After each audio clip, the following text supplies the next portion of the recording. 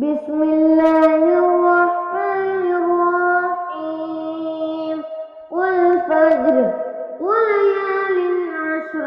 والشفع والوتر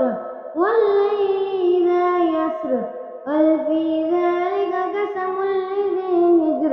ألم تر كيف فعل ربك بعاد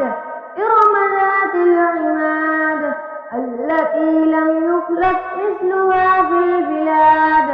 وثمود الذين جابوا الصخر بالواد وفرعون ذي الأوتاد الذين طغوا في البلاد فأكثروا فيها الفساد فصب عليهم ربك صوت عذاب إن ربك بالمرصاد فأما الإنسان إذا ما ابتلاه ربه فأكرمه ونعمه فيقول ربي أكرمن وأما إذا ما ابتلاه فقدر عليه رزقه فيقول ربي أهانن كلا بل لا تكرمون اليتيم ولا تحاضون على طعام المسكين وتأكلون التراث أكلا لما وتحبون المال حبا جما كلا إذا دكت الأرض دكا دكا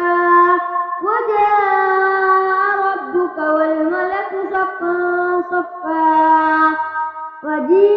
وجيء يومئذ بجهنم يومئذ يتذكر الإنسان وأنى له الذكرى يقول يا ليتني قدمت لحياتي فيومئذ لا يعذب عذابه أحد ولا يوثق وثاقه أحد يا أيتها النفس المطمئنة ارجعي إلى ربك راضية مرضية فادخلي في عبادي وادخلي جنتي